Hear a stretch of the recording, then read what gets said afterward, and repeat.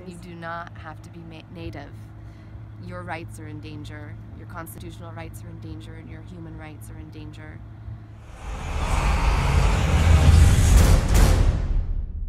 My name is Angie Spencer. I'm from Seattle, Washington, and I've been out here at Standing Rock for over 3 weeks now. And I was arrested on October 27th, and I have had a collective experience with over, I think, 66 women where we were all exposed to human rights violations. I knew that it was gonna turn badly when the officer taking us in the van started pumping his brakes and moving us around in the car back and forth, laughing and looking back and saying, "Are you all wearing seatbelts?"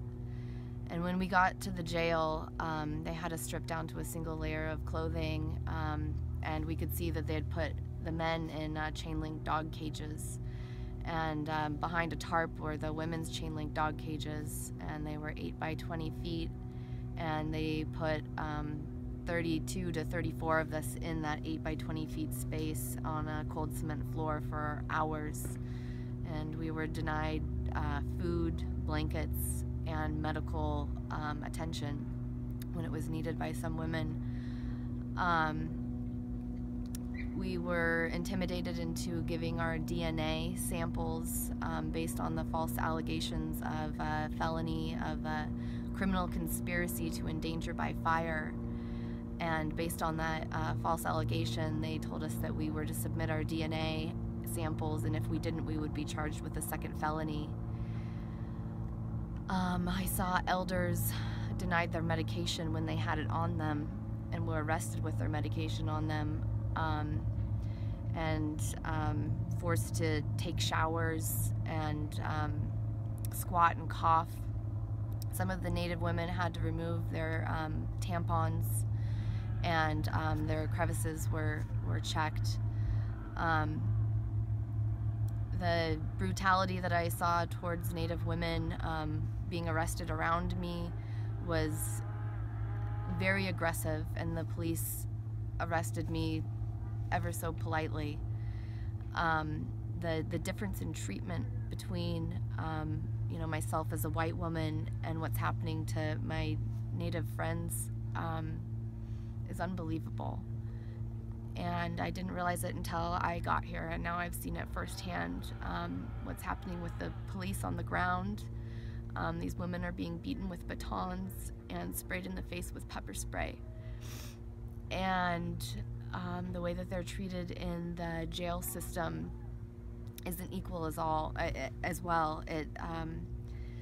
How many days did you spend in jail? 3 days. 3 days in jail. Did they feed you? Yeah, they fed us. Were you able to call an attorney? No, we were never read our rights until the late into the second day, when they took our photographs, mugshots, and fingerprints, and then tried to get us to do the DNA test. At that time is when we were read our rights. We were all shocked to learn that our charges were criminal conspiracy to endanger by fire, which is a Class C felony, rioting, and public nuisance. So now we all have 3 charges that are allegations. And what were you doing? I was on the 1851 treaty land, standing in front of a prayer circle, pleading with police officers to not brutalize women.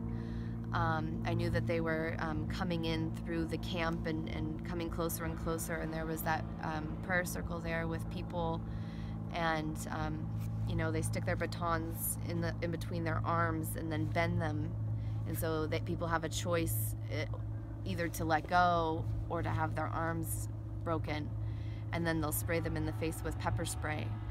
And that's what happened after they arrested me, and then they went around the circle and did that to people praying, which is a constitutional right on treaty land.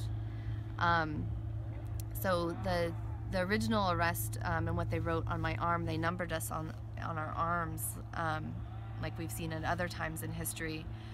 I just lost my train of thought. That's okay. Say your name again, once again at the end. My name is Angie Spencer. Did you say that at the beginning? Yeah, at the beginning. Okay. Yeah. All right. Is there anything else you would like to add that you want people to know about the treatment that you had specifically? Right, that we were never, inside the jail, they gave us phone cards that didn't work, and we had to use ID numbers in order to collect calls, and a lot of the women's ID numbers didn't work. So not only were we not read our rights, we weren't given phone calls either.